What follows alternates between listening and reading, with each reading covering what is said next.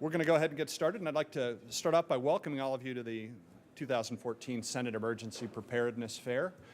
We worry a little bit when the Senate goes out for 6 or 7 weeks the night before the fair that the primary thing that most of us are prepared for is leaving town. But thank you for coming. It's National Preparedness Month, and so we're happy to celebrate this, and it represents our ongoing commitment to being prepared both here in the Capitol, in the state offices that all of us represent, and in our everyday lives. We do this through our ongoing training, evacuation drills, which today would be a good day for an evacuation drill, but not until after our guest speaker is done, and other exercises. I want to take a moment to thank the band, to thank our emergency preparedness team, particularly Amanda Patterson, who put this event together every year and are in charge of all of our Preparedness Month activities. They do a great job, and they do a very diligent job as well. And we are glad that we're able to put this together every year. We are extremely fortunate today to have the director of the Florida Division of Emergency Management, Bryan Koon, as our guest speaker. It's difficult to get someone who runs emergency management out of Florida during hurricane season, but he's up and back today in case the weather turns on us. His experience in emergency management includes the private sector, federal government, state government. We'll talk about a little bit about each of those stops as we go through. He worked in the White House Military Office as the watch officer in the President's Emergency Operations Center while on active duty within the U.S. Navy. Then spent 2 years as the training officer for the Presidential Contingency Programs, conducting training and exercises for the White House Military Office, the U.S. Secret Service, and the Federal Emergency Management Agency. Then worked for Walmart as the operations manager and director of emergency management before serving as the director of the Florida Division of Emergency Management, is the job he currently has. As the Florida Director of Emergency Management, his agency coordinates disaster response, recovery, preparedness, and mitigation efforts with the vision that failure is not an option. It shares a lot in common with our mission here. He probably has a few more weather concerns, probably has a few more concerns about our parents, all of whom are down there. Probably not helpful in an emergency if my mom is any indication. So with that insult to my family in mind, let's extend a warm welcome to Mr. Bryan Koon. Thank you for coming today. Hey, thank you very much for that introduction. And you're right, I am taking care of many of your parents and grandparents too. So do me a favor, call them when you get done today. Say hello, tell them you love them, and give them 1 or 2 of these preparedness hints, and we'll all be better off for it. Thank you again for having me here today. This is fantastic. This is a tremendous preparedness fair, and I really want to laud you for putting on this preparedness fair and attending this. This is some fantastic information you're putting out here, and I'm very pleased that you all are here. You know, oftentimes in these events, I'm preaching to the choir because you all have taken the initiative to come to this kind of thing. It's really the folks who are not at these events that are the ones who need to hear this message the most. So again, when you get done with this, if you can help share this information with other folks, with your loved ones, with your friends, be a role model for them, help check on them in disasters and emergencies, that's really how we can help make sure this message gets out to everywhere and to those folks who are going to need to hear it the most. As you heard in the intro, I did live in Washington for a few years. I was here from 98 to 2006, so I was here during 9/11. I was here during the D.C. sniper events, during the anthrax attacks, during Hurricane Isabel. I missed the earthquake. I missed the snowmageddon and the snowpocalypse and however many of those you've had since then. So you all have had some of the more recent experience that I did not. But I can tell you during the times that I was here and experienced those events, as you have seen, this town and the surrounding neighborhoods that can just ultimately shut down in these kinds of events. And so you recognize, I think, probably the importance of being ready for those kinds of events. Whether you are here at work or you are at home, you have seen firsthand, many of you, what the town can look like and how it is that a little bit of preparation can make things go a whole lot better for you. And if you're new to town, talk to some of the folks around you, they can tell you exactly what it looks like. You know, I was walking through and looked at one of your brochures, which is, these are great brochures, by the way. I'd take this thing home and read through it this weekend if I were you. But one of the understatements in this says, in an emergency, it says, you may experience unusually heavy traffic congestion leaving the city. Talk about an understatement there. That is the most politically correct statement I have ever heard in that. You're lucky you're going to get home in the same day in which the event occurred sometimes in these situations. So it really does behoove you to spend a little bit of time and effort today on a beautiful day when everybody else has left town, thinking about what it is that you individually can do to prepare for these kinds of events, that is going to make it more, give you a better chance of success when it actually happens, because that's what you're going to have to do. When the event happens, it's too late. You're going to have to rely upon what you've done beforehand to get yourself ready for it so that you can take care of yourself, take care of your family, your loved ones, get home, ultimately get back to work, because we as the rest of the country are reliant upon you all to help make sure things are running smoothly. So spend that time today and take advantage of the resources here that help you do that. The other thing is, I'll talk about some of the basic things in here. Some of these will give you some great hints, but there is no one single preparedness plan or disaster kit that is right for everybody. Each of you's plan, each of your individual needs are different. So consider that as you go through this. Some of you have elderly family members that you take care of. Some of you have kids, you have pets. So focus on what exactly you are going to need as an individual, as a family, and build your kit around that, because ultimately it's for you and it really needs to meet your individual needs. I wanted to hit on some of the bigger points, I think, that are pertinent, you'll see out here today in this plan, and touch on some of those and maybe dive into a couple of details on them. And then these are in no particular order, but I'll start off with electricity.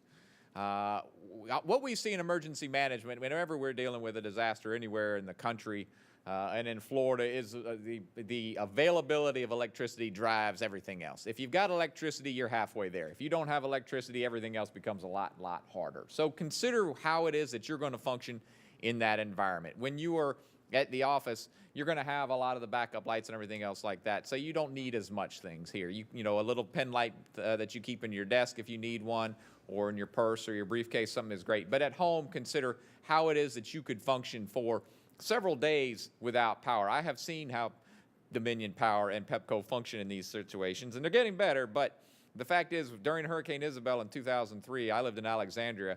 My power didn't go out, but people across the street from me did not have power for a full week. So think about how it is that you could function in that environment, because the power companies continue to get better and better about restoring power, but it ultimately is going to be the weak link in the chain in these situations. So consider what you need at home. Think about flashlights, batteries, potentially a generator, how it is that you're going to use that generator, the gasoline supply that you have for that generator. Make sure that you don't stick it in your garage and carbon monoxide poison yourself when you use that generator. Think about what you've got in the refrigerator and the freezer and how you can best keep those things cold over time if you do have a protracted outage. Cell phone batteries and cell phone usage is something that in the last 10 years, obviously everybody probably has one in their pocket. Think about how you're going to charge that thing up should your power go out. So keep a car charger. You may be able to go out to your car and start your car up for a little bit and charge up your phone enough to use it. A lot of folks have external battery packs that you can keep charged up, or you can even put batteries in. Keep your phone off when you're not using it in those situations so that you can stretch it out as much as possible. But we're all going to be extremely reliant upon those things, so do everything you can to prolong that. And all of us have experienced at the end of a long day your cell phone dying. Think about how frustrating that is just on a blue sky, and then think about in the situation where you truly need it and you no longer have that option available. So everything you can do to prepare for that eventuality. Another issue I had a conversation with a couple weeks ago, some of our loved ones perhaps are reliant upon electrically driven medical devices for dialysis equipment or oxygen generating, things like that. Many of those pieces of equipment have the option for battery backups, but the owners do not realize that. So if you have loved ones who are reliant upon some kind of medical device that plugs into a wall, have the conversation with them about how that's going to work should their power go out. Do they have a battery backup? Do they have somewhere else they can go to plug in that device to keep going during that time frame? I talked about phones a little bit. It's almost a guarantee that should you have a large event in Washington happen, that the cell phone network is going to get clogged up, and you're going to have a difficult or impossible time getting through on that cell phone. That's just going to happen. Over time, the networks will get more robust, and perhaps someday that won't occur. But I can guarantee the next time something does happen, you're not going to be able to get through on that voice. So have backup plans for that as well. Text messaging to date has worked. in those situations. So having the ability to text message with folks, because that uses much, much less data, has been successful in the past, and we anticipate will continue to be successful in the future. So use that as a backup, and it will also help relieve some of the burden on the network for those folks who absolutely do need to make phone calls. For those of you who are using it for governmental purposes, they've got the GET system and the WEP system that allow you to get through for official business, but for the rest of us, some of the data opportunities are really going to be the way that we use that going forward. Also consider, again, all of that contact information you have on your phone. If that phone dies, you're not going to be able to get to it. So you may want to stash all your contacts, print it out somewhere, and put a couple of copies of it somewhere in your desk or at home so that you can call your loved ones, call your mom, call your sister, call your girlfriend, whoever the case may be, because a lot of us have forgotten what phone numbers are like these days. All we know is we say call Jennifer and the phone does it for us. So think about how it is that you're going to get a hold of those people in the absence of your automated phone system. The book here has some interesting information about reconnecting with your loved ones. We've already established it may take you a while to get out of town in these circumstances. And so how is it that we're going to get connected with our spouse, get our children from school, from daycare? Have a plan and think about how you're going to rendezvous. Do it in both a comms in and a comms out kind of situation so that you can function should you not be able to get through. Understand where it is that you all can meet. Everybody knows where it is. It's a common, easy to get to place. And that's going to be the default location, because that's the heartbreaking story we hear every disaster is the time it takes for people to reunite with their loved ones. And believe me, you don't want that additional stress on top of you for everything else that's going on in that. So even for your little ones, help them understand, my little ones do, where it is that we're going to meet in that kind of situation, somewhere that they know what it's like so that if they can tell whoever adult they're with where they're going to go. The last 10 years have seen a really big increase in our ability to tools to help us do that, which is great. The American Red Cross has a tool to help families reunite, and we've seen Google do some very interesting things with family reunification and Sandy and other events as well. I think as technology improves over the next few years, we're really going to see some tremendous improvements on how it is that we reunite families in these situations. However, all of that is technology dependent, so always have a backup plan should the technology piece of it go away. We talked about transportation too. The roads are going to get clogged up. The trains are going to be slowed or non-existent. The buses are. Your feet are going to be a good option. The good news is Washington is a good walking town. And so you all can at least get kind of moving in the direction you need to until another option avails itself to you. The bad news is many of you probably aren't wearing very comfortable walking shoes. So think about stashing a pair of old tennis shoes in your desk somewhere at work. Should you need that. You may also want to stick an extra pair of socks in there as well, because there's nothing worse than getting a blister after walking a couple of miles. So that's a real work-specific one. But again, I remember when I was in D.C., there were times when I said, the heck with it, I'm just walking where I need to go as opposed to trying to get on that train that's slow or non-existent. And bicycles as well. Bicycles another good option around here if you need somewhere to go. So think about how it is that you can get where you need to go using alternative transportation. You may want to, even if you drive in every day, you may want to have a better understanding of how the metro works or the bus system works. Keep those other things in the back of your mind as to how you can get to where you need to go. Speaking of where you need to go, obviously, ultimately, you want to get to your house. For some of you, your house is probably just around the corner. For others of you, your house is really, really far away.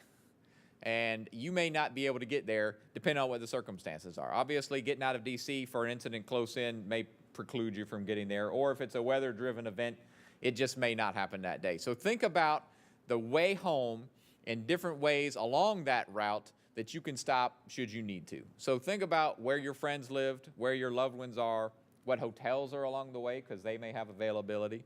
A restaurant or bar may be a nice place for you to hang up for a little while on your route and make the trip home a little bit more pleasant in that circumstance. But again, consider what is along your route on the way home, alternative methods, alternative routes for going home, places to stop along the way to provide you some safe harbor. You know, we saw in Atlanta this past winter when they had one of their ice storms, you read many stories of people sharing hotel rooms together because, frankly, they were stuck wherever they were going. So, again, the more you know about what is between you and where you're trying to go, the more options you'll have in getting there and the better off you're going to be in that kind of situation. And then share those, again, with your loved ones so that if you don't get to that rendezvous destination, they have an idea of places to start and helping to track you down. For your home, this is really a good opportunity to think about making sure that you are covered for everything that could happen to you at your house. One of the most heartbreaking things that I ever have to do is go out and walk around with the governor after a flood or other disaster in the state and talk to them about their insurance coverage, and they say, I don't have flood insurance coverage, or I don't have whatever kind of insurance was appropriate for that disaster. That's always heartbreaking because the alternatives are never going to be enough to make that individual whole. FEMA has individual assistance for larger disasters. There's some volunteer and donations that will help you. But in the absence of good insurance coverage, you're not going to get back up to where you need to do based on something that happens at your house. So spend some time this weekend thinking about the needs you may have individually for flood insurance coverage, for homeowners insurance, for renters insurance, because again, those are fairly low-cost options to make sure that to give you the peace of mind and allow you to recover after an event, because the alternatives are simply not going to be enough to get you where you need to go. And it's an issue across the country. We have seen with the Napa earthquake last month, the amount of people that had earthquake insurance was around 5%. We saw it with the people who had the mudslide in Washington earlier this year. Most of those residents did not have mudslide insurance. Even with the flood insurance. In Florida, the state that has more floods than anybody, has more flood insurance than everybody. The floods we had back in Pensacola in April, the majority of the people that were impacted did not have the appropriate flood insurance. And a lot of those cases, they simply did not think that they would ever see that level of rain and that amount of flood. But believe me, it's possible because I see it every single disaster.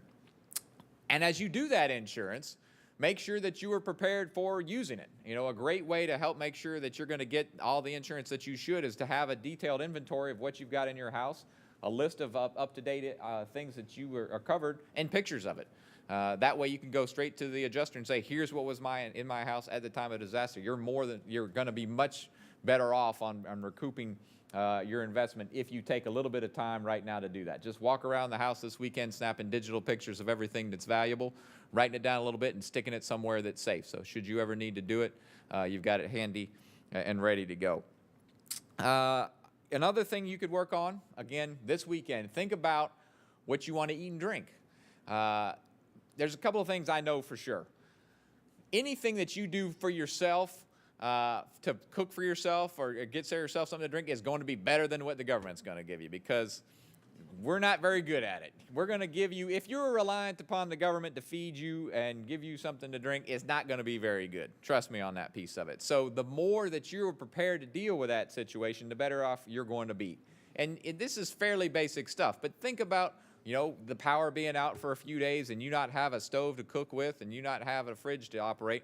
You've got those canned good things. Perhaps you have enough propane in the gas grill. You can cook something on that. Think about what you're going to drink in that time frame. At the same time, make sure you've got enough water to flush the toilets and clean up a little bit in that circumstance. But again, get those things that are important to you. And if the beverage of choice requires a specific kind of opener, make sure you've got that too. There's nothing worse than not having whatever you need to open it is that you really would like to drink in that situation. But again, my message on both food and water and lodging. The government can and will provide you somewhere to sleep and can and will feed you in these kinds of situations. But you really don't want to take advantage of that. You would prefer, trust me, to let those folks who are unable to take care of themselves utilize those resources. Let us at the government take care of those folks who can't take care of themselves, and you take care of yourself in that situation, because all of us will be better off in that circumstance. A few other things to think about. Medicine availability. I worked for Walmart for 5 years in the emergency management department, and Walmart has a fantastic emergency management department. We worked very hard on keeping the stores open before a disaster, reopening them after a disaster. We had mobile generators. We had mobile communications and satellite equipment. We have teams of people who would go out and restore the facilities as quickly as possible. We had tons of trucks that we would start shipping merchandise out there and getting it up and operational again. But the fact is, even with all of that, there are going to be delays in getting those things to the store. We've got to get our employees back there. We've got to get the roads back open so you can get shopping again. So don't take it as a given that that 1 or 2 day supply of medicine you have in advance of a situation is going to get you through that, because the local pharmacy may not be back open for 3 or 4 or 5 days later on. So don't let your medicine supply get down to a low point. And if you see something coming down the road, like a hurricane, make sure that you've got enough to get you through that situation. Because,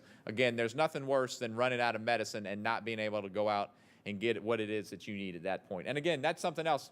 Call your family in Florida, too. Tell them the same thing. Make sure they go out and keep a nice supply of that available, particularly during hurricane season. Same idea for cash.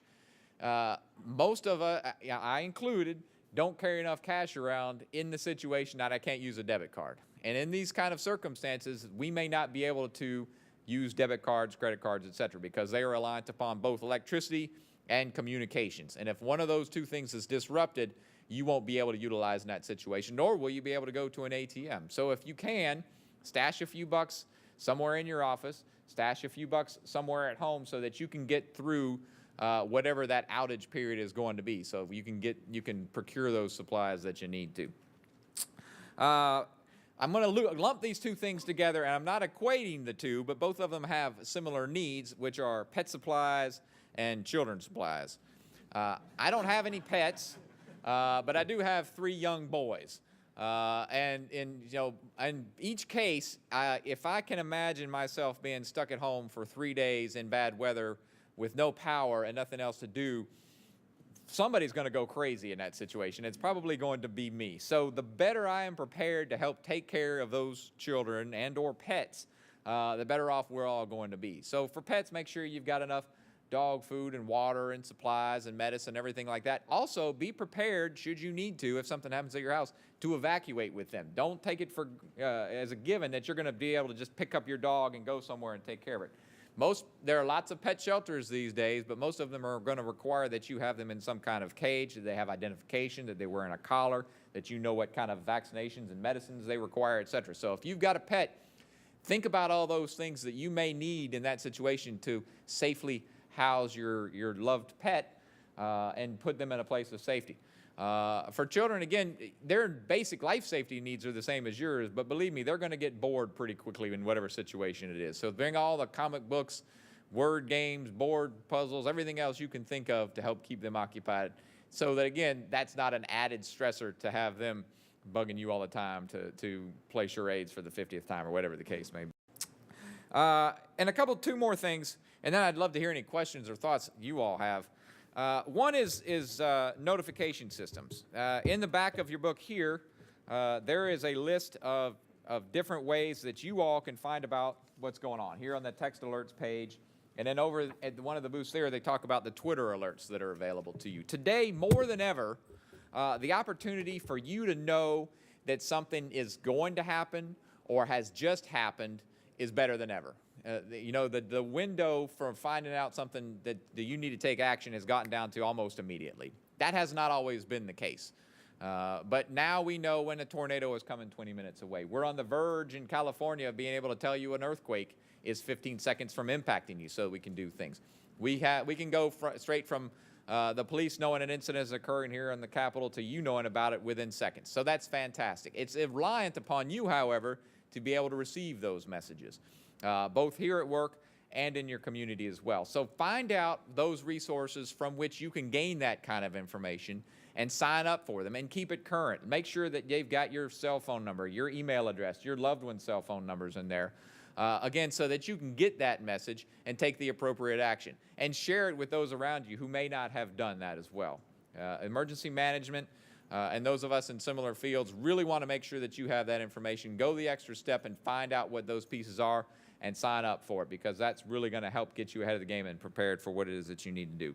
And then finally, I want to wrap up with helping neighbors.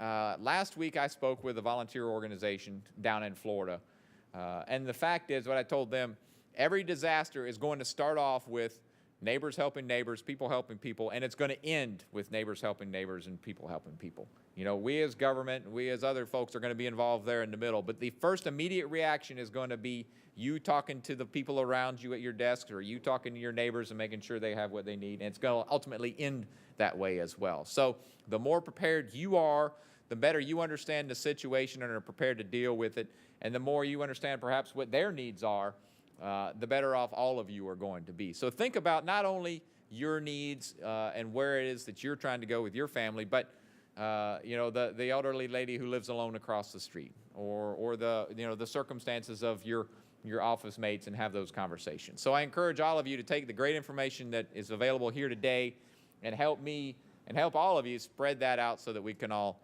benefit from it. So again, thank you for having me here today. This is tremendous. Really excited to be here, and I'm looking forward to go back out and seeing the rest of the booths. And with that, I'm happy to take any questions or ideas that y'all have. Or if you just want me to talk about Florida, I'll do that too.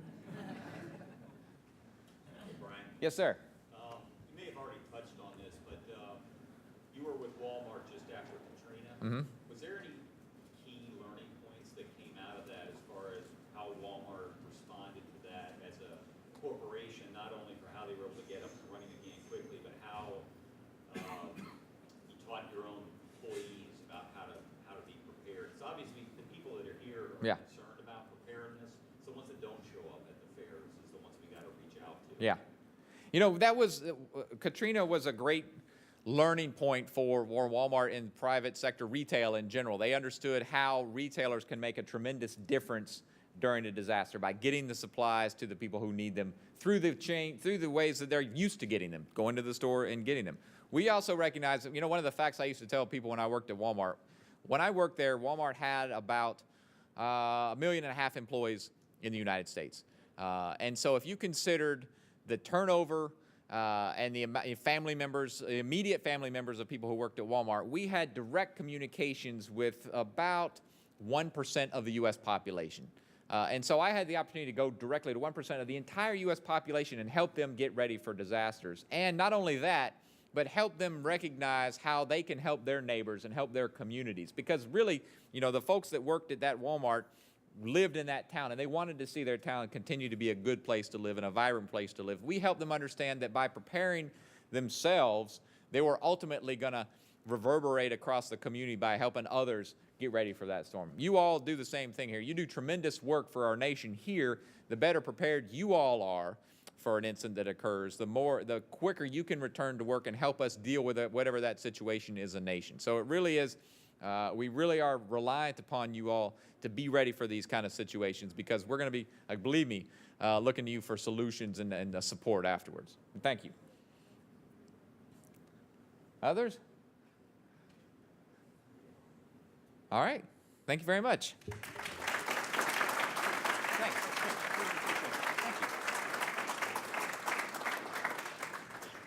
Okay, I think everybody has their homework assignments. I've got some shopping to do. The Walmart shuttle is going to leave from over here, the Costco shuttle from over here. But seriously, Bryan, thank you very much. Bryan faces different challenges every day than the ones we prepare for, sort of in terms of very specifics. We don't have a tremendous problem usually, although we did a couple years ago with hurricanes and some of the challenges facing Florida. But after a disaster, man-made or otherwise, a lot of the challenges are going to be the same. So we'll beat on this topic a little bit. All of you who are here are the folks who are probably day in and day out, probably a little more prepared. But all of you are our ambassadors. Most of you are parts of our different volunteer groups that we rely on in a disaster, and rely on you as ambassadors to reach out to other people in your office to make sure that they are as prepared in their personal lives and professional lives as they can be. So thank you all for coming today. The fair is reopening, as you can hear behind us.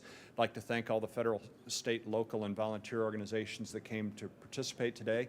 Everybody seems to have brought really good stuff. I've seen people going back through the tunnels when I was coming over with bags filled with stuff. I'm a big customer for the EAP stress domes, and I'm going to go fetch one right now. It's been that kind of week. But thank you all for coming. We really appreciate it, and thanks again to our emergency preparedness team. So thank you.